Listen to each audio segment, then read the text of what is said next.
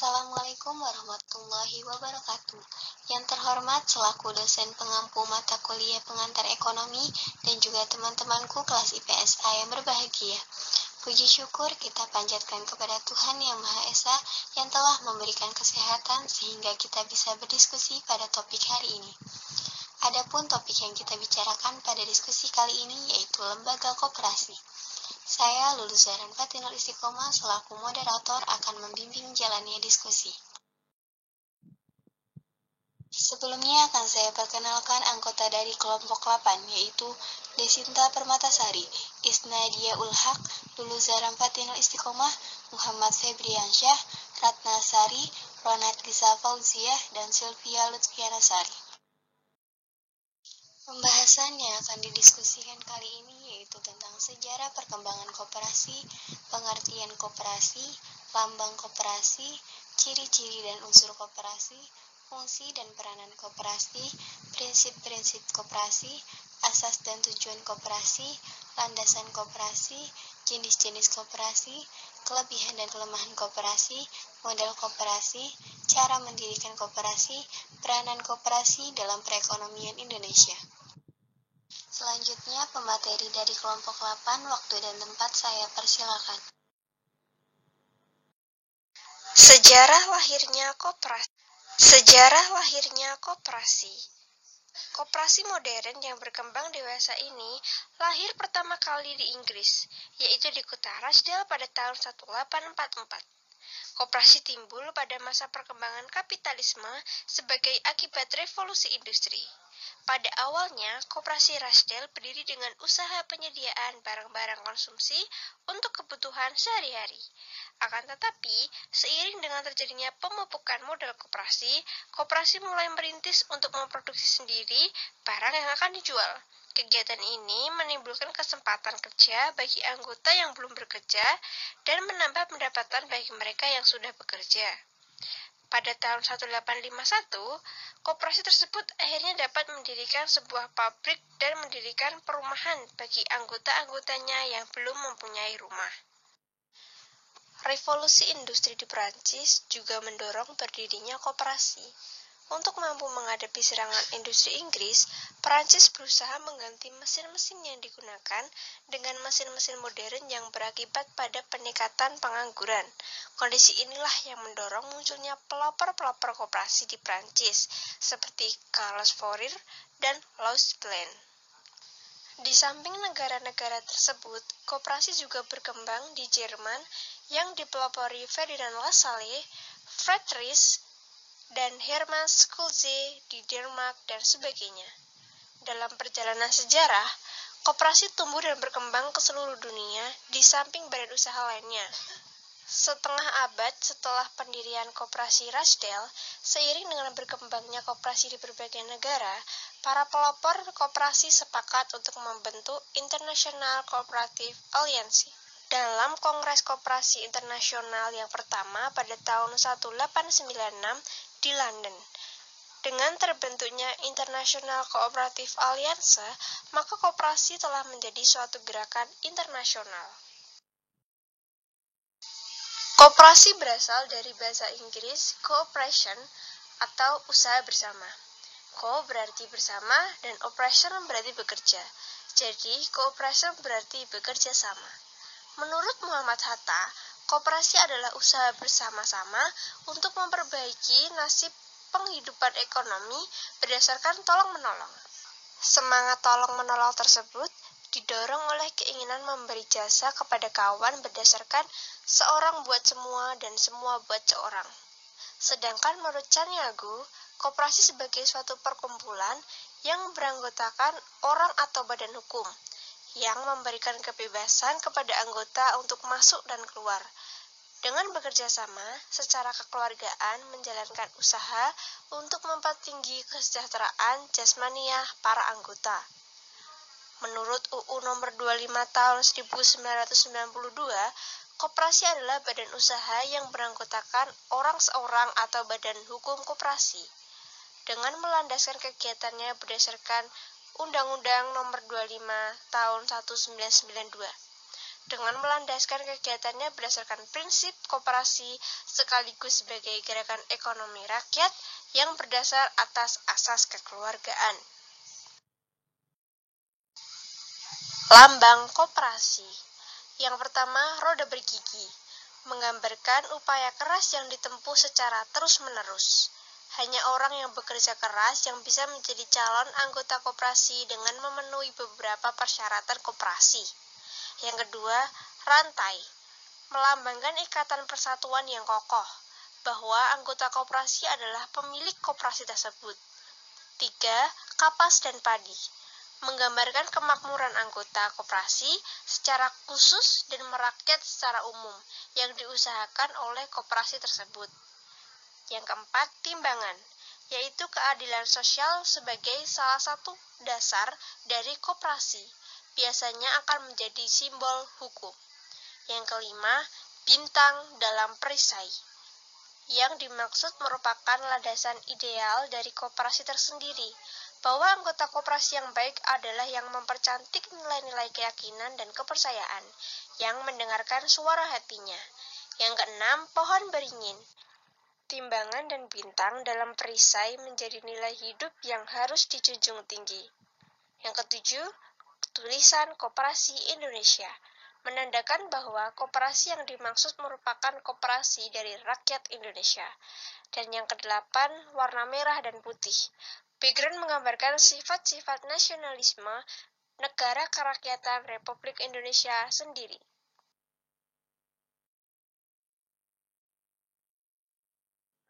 Ciri-ciri koperasi.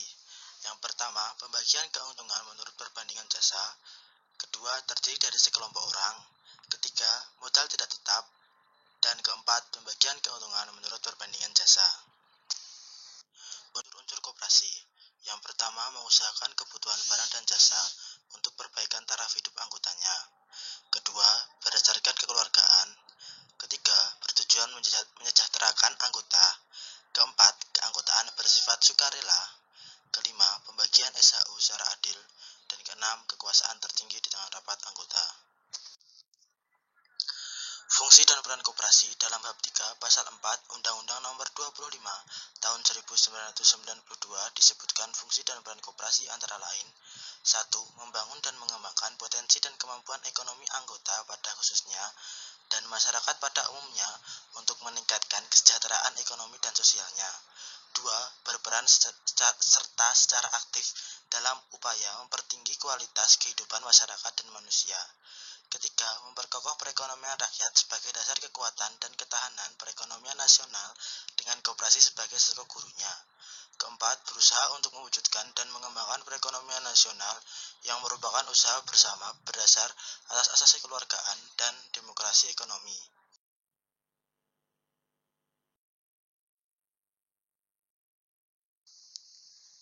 Prinsip koperasi. Prinsip-prinsip koperasi atau disebut sebagai sendi-sendi dasar koperasi adalah ketentuan pokok yang berlaku dalam koperasi dan dijadikan sebagai pedoman kerja koperasi. Prinsip-prinsip tersebut merupakan pedoman utama sebagai organisasi ekonomi. Pada dasarnya, prinsip-prinsip koperasi sekaligus dijadikan sebagai ciri khas koperasi yang membedakan dengan organisasi ekonomi lainnya, dan membedakan watak koperasi dari badan-badan usaha lain yang bergerak di bidang ekonomi. Berikut ini merupakan berbagai prinsip koperasi menurut para ahli. Yang pertama, prinsip koperasi menurut Rochdale. Prinsip koperasi yang pertama lahir pada tahun 1844 di kota Inggris. Dipikirkan oleh 28 orang buruh di bawah pimpinan Charles Howard. Prinsip koperasi tersebut sangat ditaati oleh para anggotanya, sehingga koperasi yang dibentuk tersebut berkembang dengan baik. Yang kedua adalah prinsip koperasi menurut Raiffeisen. Dikemukakan pada tahun 1818 sampai dengan 1888 di Flammerveld, Jerman oleh Friedrich William Raiffeisen. Prinsip-prinsip koperasi pada saat Raiffeisen adalah swadaya, daerah kerja terbatas, SHU untuk cadangan, tanggung jawab anggota tidak terbatas, pengurus bekerja atas dasar kesukarelaan, usaha hanya kepada anggota, dan yang terakhir adalah keanggotaan atas dasar watak, bukan uang. Yang ketiga adalah prinsip menurut Sulze, seorang ahli hukum bernama Hermann Sulze di kota Jerman. Upaya yang dikembangkan adalah gagasan koperasi bagi pengusaha kecil di daerah pinggiran kota. Yang keempat adalah prinsip ICA, atau International Cooperative Alliance. ICA berdiri pada tahun 1895 dan merupakan organisasi gerakan koperasi yang tertinggi di dunia. ICA memberlakukan prinsip tersebut secara universal, tidak statis, dinamis, fleksibel, dan persuasif. Yang terakhir adalah prinsip koperasi di Indonesia. Apabila dilihat dari sejarah perundang-undangan koperasi Indonesia, maka sejak kemerdekaan telah ada 4 undang-undang yang menyangkut koperasi. Keempat undang-undang tersebut adalah yang pertama, UU Nomor 79 Tahun 1958 tentang Perkumpulan Koperasi. Yang kedua, UU Nomor 14 Tahun 1965. Yang ketiga adalah UU Nomor 12 Tahun 1967 tentang Pokok-pokok Perkoperasian. Dan yang terakhir adalah UU Nomor 25 Tahun 1992 tentang Perkoperasian. Asas koperasi. Koperasi Indonesia berasaskan kekeluargaan. Hal ini tertuang di dalam ketentuan bab 2, bagian pertama, pasal 2 Undang-Undang Nomor 25 Tahun 1992 tentang Perkoperasian. Asas kekeluargaan ini adalah asas yang memang sesuai dengan jiwa dan kepribadian bangsa Indonesia dan telah berurat berakar dalam jiwa bangsa Indonesia. Sesuai dengan jiwa kepribadian bangsa Indonesia, Koperasi Indonesia harus menyadari bahwa dalam dirinya terdapat kepribadian sebagai pencerminan kehidupan yang dipengaruhi oleh keadaan, tempat, lingkungan, waktu dengan suatu ciri khas adanya unsur ketuhanan yang Maha Esa, kegotong royongan dalam arti bekerja sama, saling bantu-membantu, kekeluargaan dengan semboyan Bhinneka Tunggal Ika. Tujuan koperasi. Tujuan koperasi pada dasarnya adalah untuk meningkatkan kesejahteraan anggota-anggota pada khususnya dan masyarakat daerah kerja koperasi yang bersangkutan. Ini bukan hanya berlaku di Indonesia, tetapi juga di negara-negara lain yang memperkenalkan koperasi tumbuh di negaranya. Dalam pasal 3, Undang-Undang Nomor 25 Tahun 1992 disebutkan bahwa koperasi bertujuan untuk memajukan kesejahteraan anggota dan masyarakat pada umumnya, serta ikut membangun tatanan perekonomian nasional dalam rangka mewujudkan masyarakat yang maju, adil, dan makmur berdasarkan Pancasila dan Undang-Undang Dasar 1945. Tujuan serupa itu adalah tujuan umum yang merupakan tujuan akhir koperasi di Indonesia. Setiap koperasi dapat menjabarkan tujuan yang bersifat umum, sehingga operasional bagi masing-masing koperasi sebagai tanda badan usaha.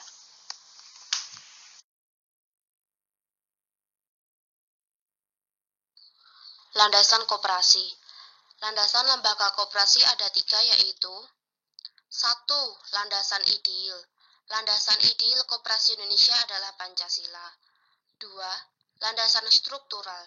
Landasan struktural koperasi Indonesia adalah Undang-Undang Dasar 1945.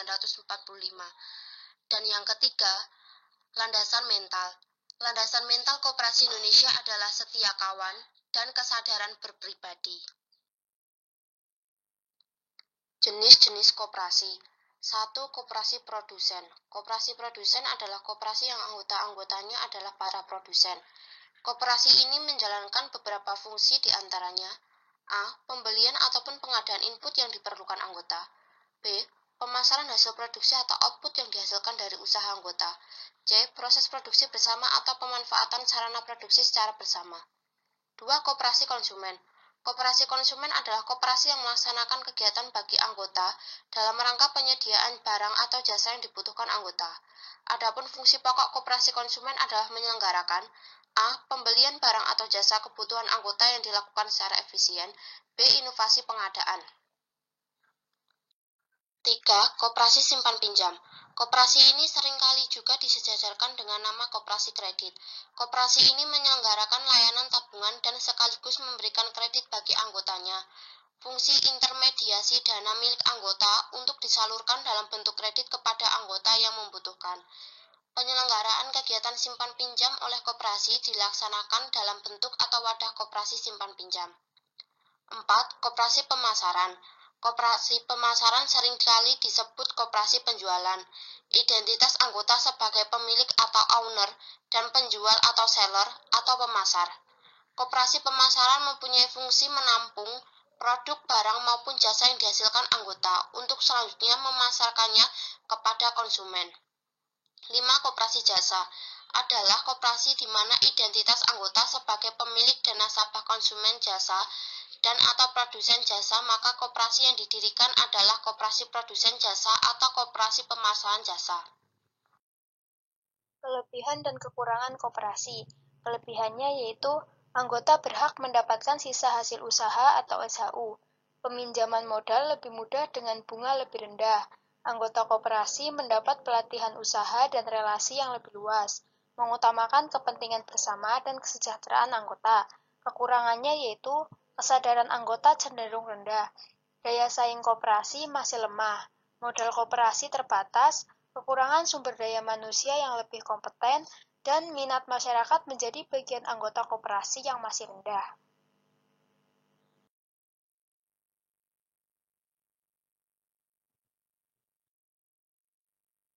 Yang selanjutnya adalah modal koperasi.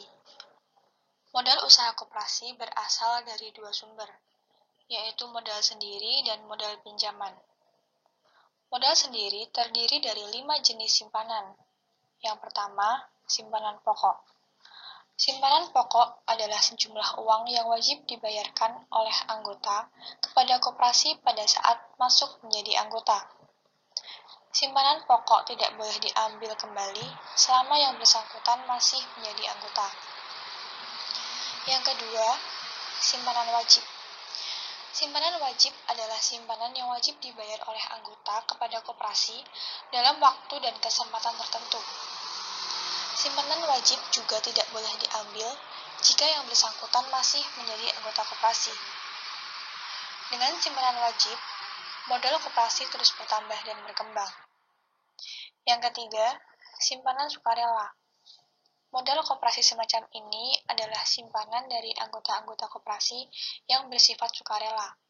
Dalam artian, tidak ada paksaan untuk melakukan simpanan ini, tetapi dilakukan atas kemauan sendiri. Yang keempat, simpanan cadangan. Simpanan ini adalah sejumlah uang yang diperoleh dari penyisihan sisa hasil usaha. Dana yang terkumpul dalam bentuk cadangan selama tidak terjadi kerugian dapat dimanfaatkan sebagai modal. Yang kelima, simpanan hibah adalah pemberian berupa uang atau barang yang diterima oleh koperasi tetapi bukan dari anggotanya, melainkan dari pihak lain. Contohnya, koperasi menerima hibah dari pemerintah atau perusahaan tertentu. Modal koperasi yang kedua adalah modal pinjaman. Modal ini terdiri dari 6 jenis. Yang pertama, dari anggota. Pinjaman yang diperoleh dari anggota koperasi dapat disamakan dengan simpanan sukarela anggota. Kalau dalam simpanan sukarela, maka besar kecil dari nilai yang disimpan tergantung dari kerelaan anggota. Sebaliknya, dalam pinjaman koperasi, peminjam senilai uang atau yang dapat dinilai dengan uang yang berasal dari anggota.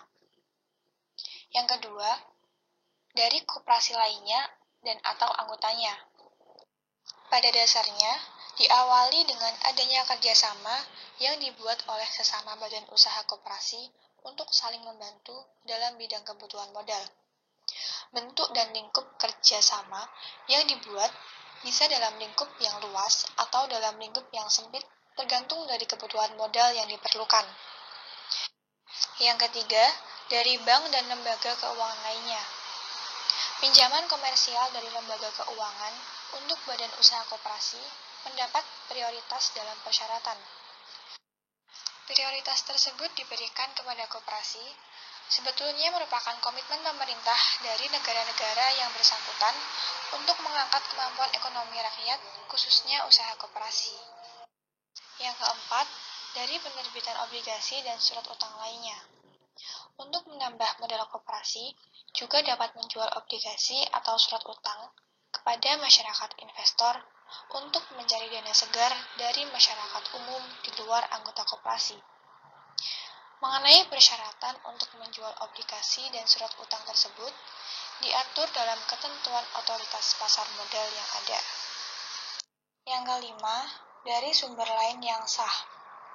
Semua sumber keuangan, kecuali sumber keuangan yang berasal dari dana yang tidak sah, dapat dijadikan tempat untuk menjamin modal.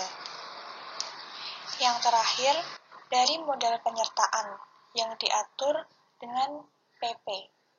Modal penyertaan adalah modal yang berasal dari penanaman modal atau investasi, pemerintah atau swasta bukan anggota, seperti perorangan, badan usaha swasta, dan BUMN. Modal ini dilakukan dalam upaya memperkuat kegiatan usaha koperasi. Dalam koperasi, modal penyertaan juga menanggung risiko.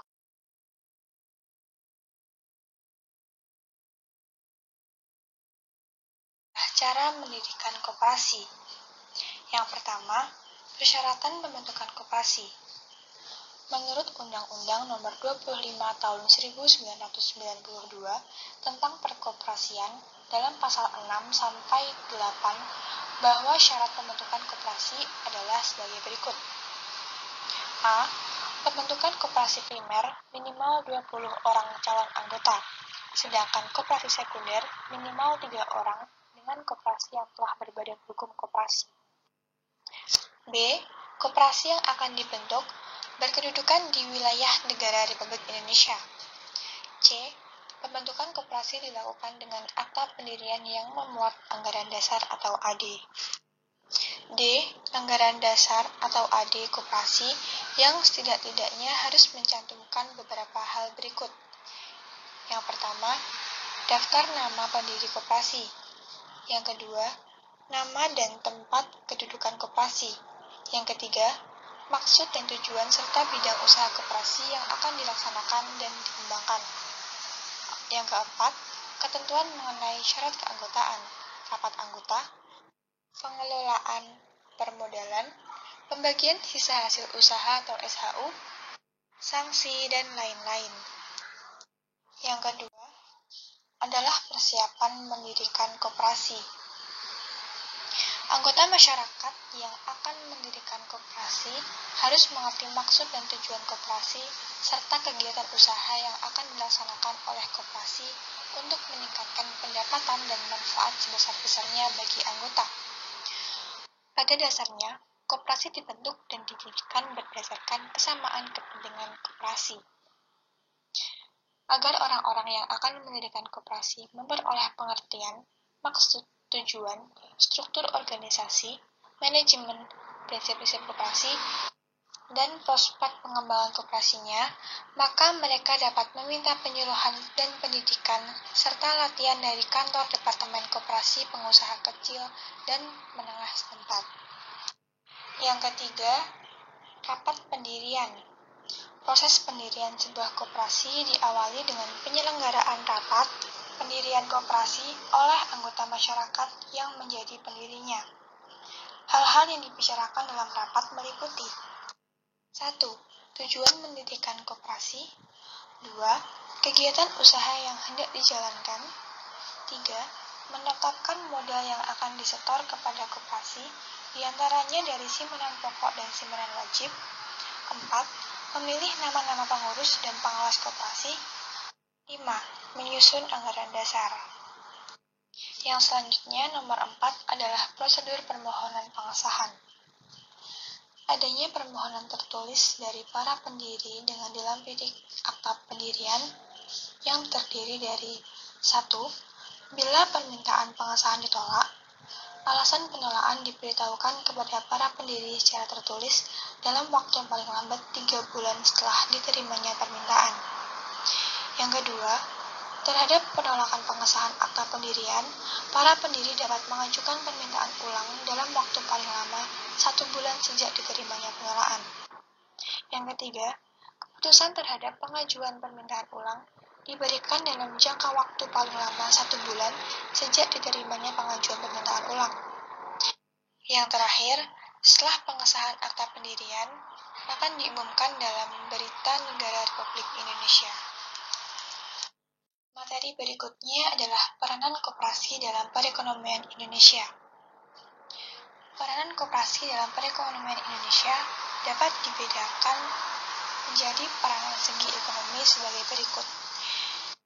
Yang pertama, membantu anggota meningkatkan penghasilan, sehingga secara tidak langsung ikut serta meningkatkan taraf hidup rakyat.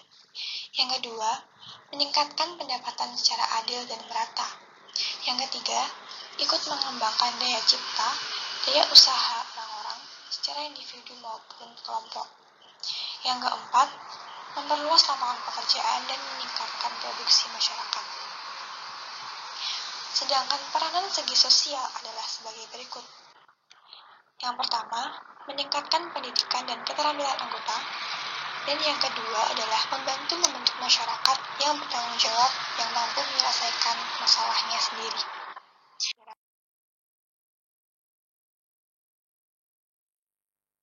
Demikian presentasi dari kami. Saya selaku moderator meminta maaf apabila ada kekurangan dan kesalahan. Terima kasih atas perhatiannya. Wassalamualaikum warahmatullahi wabarakatuh.